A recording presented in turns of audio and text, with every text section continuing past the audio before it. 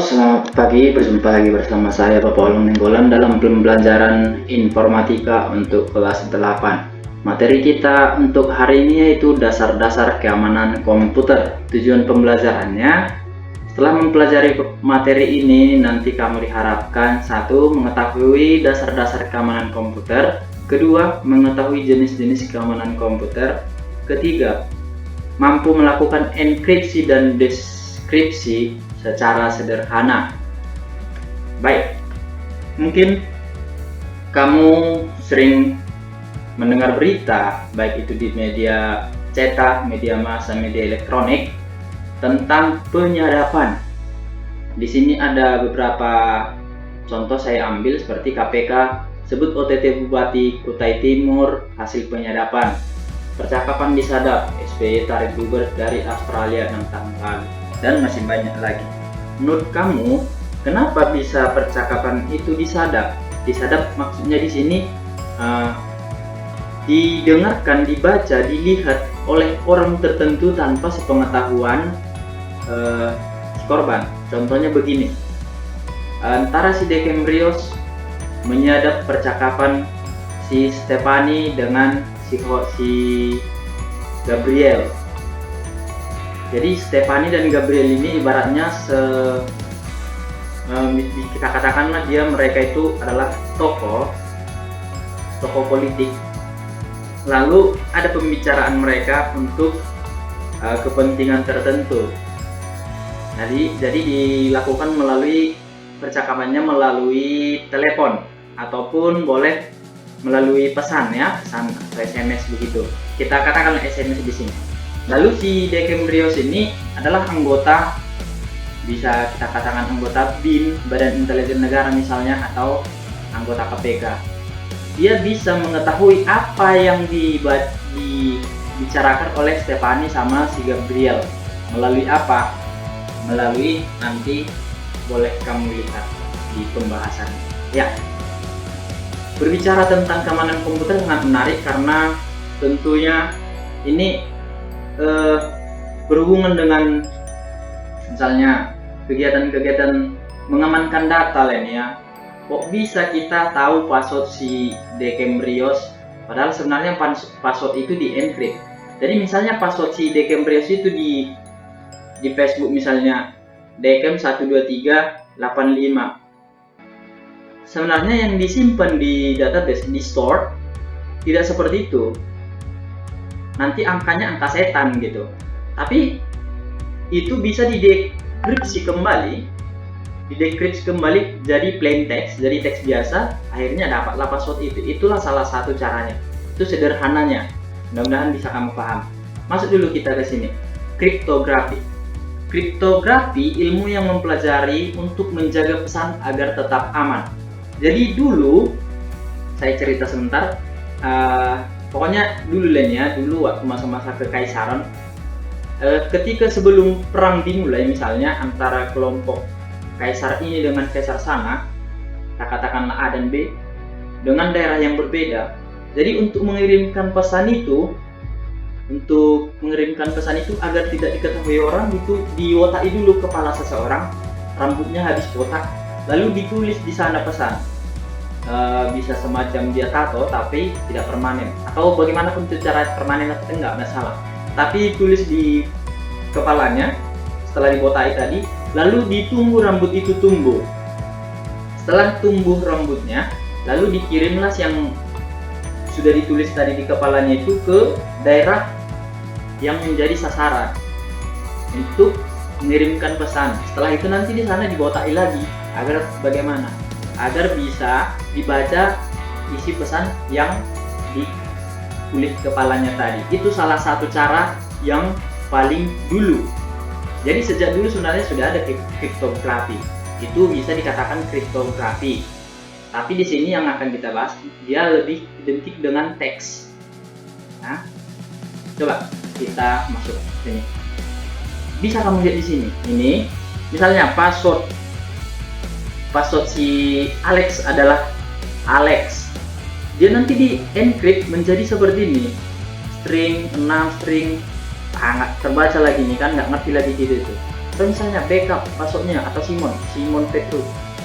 Passwordnya entah apa-apa ini tulisan nggak ngerti kita, tapi ini bisa dikembalikan menjadi teks biasa. Orang yang membidangi kriptografi disebut sebagai cryptographer. Algoritma kriptografi disebut sebagai cipher.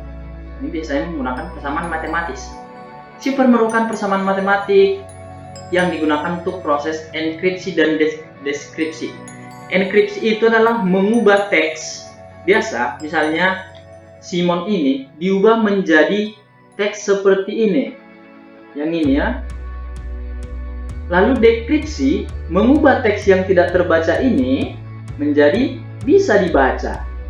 Nah itu kebalikannya. Jadi paham antara enkripsi dan dekripsi. Oh ya, ini ada penjelasan. Enkripsi adalah mengubah teks biasa menjadi teks yang tidak dapat terbaca. Dekripsi adalah mengubah teks terenkripsi menjadi teks biasa yang bisa dibaca. Contoh algoritma untuk men-encrypt ada ini ya, MD5, SHA, masih banyak lagi, nanti di belakang saya sebutkan. Enkripsi, apa itu enkripsi? Tadi sudah dijelaskan sebenarnya. Apakah itu sejenis skripsi mahasiswa? Enggak, yang pasti tidak skripsi. Enkripsi tadi sudah dijelaskan. Enkripsi pada dasarnya adalah sebuah metode mengamankan data atau pesan sehingga orang yang tidak berhak tidak dapat membaca. Algoritma dalam enkripsi juga beragam, bahkan kamu bisa buat sendiri algoritmanya jika kamu mau. Bagaimana caranya? Mungkin setelah mempelajari ini kamu nanti akan bisa membuat enkripsi sederhana, tapi jangan dipakai untuk yang tidak benar, misalnya membuat kopean satu ujian ditulis ya kan angka setan gitu, tapi bisa dibacanya, bisa dilakukannya kembali. Jangan. Jenis enkripsi yang paling terkenal adalah Sandi Kaisar, Root 13, Base64, MD5 dan lain-lain. Biasanya kalau orang-orang programmer ini sudah tidak asing lagi ya, Base64, MD5 dan lain-lain. Kita bahas dulu yang Caesar Cipher ya, bukan cipher. Metode ini dibuat oleh Julius Caesar. Prinsipnya adalah setiap huruf akan diganti menjadi huruf ketiga setelah huruf tersebut dalam alfabet. Contoh, plain text-nya adalah ini. Jadi ini abjad ABCD sampai Z. Nanti akan diganti menjadi mulai angka ketiga dari A.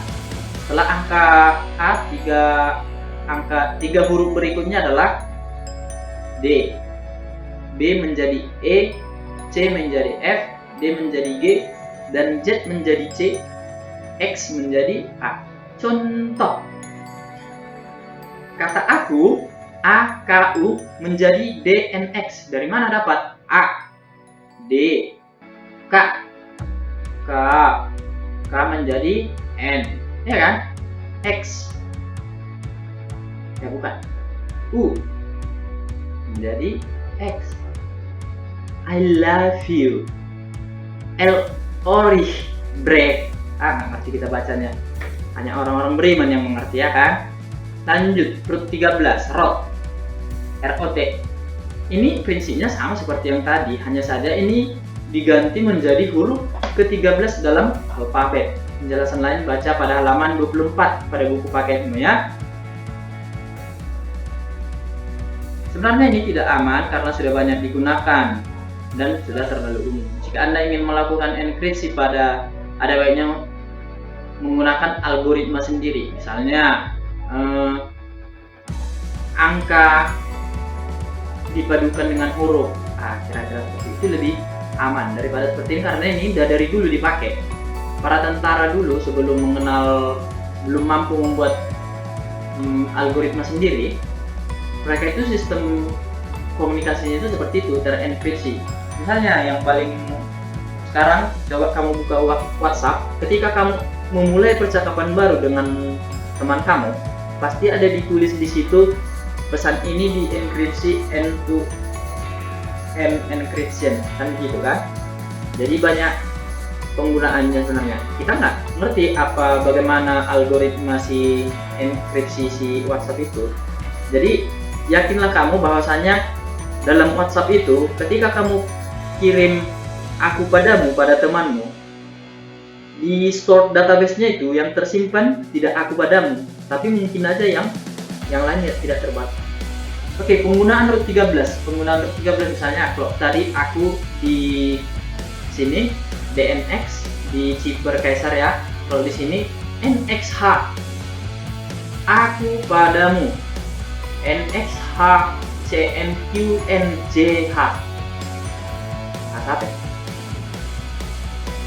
Dua bahasa yang di bawah pohon itu ya kan, sering bajunya pakai daster warna putih, lompat-lompat lalu tertawa. Ini dia root 13. A menjadi N, B menjadi O, Q menjadi D, Z menjadi M.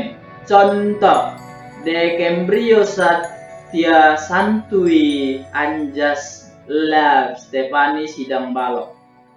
Jika dienkripsi menggunakan metode root 13, maka hasilnya baca sendiri lah, nggak ngerti bapak bacanya ini ya kan. Onyx Bex. Jadi nanti kalau kamu mau bikin kopean jangan bikin kayak gini ya, nanti tahu bapak mendekripsinya itu. Hati-hati. Masuk dulu kita ke materi berikutnya ya. Autentikasi. Sebenarnya autentikasi adalah proses identifikasi dan validasi user pada saat memasuki sistem dengan berbagai metode.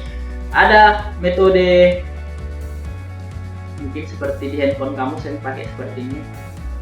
Kalau di kantor-kantor keamanan atau kantor-kantor yang elit biasanya pakai retina.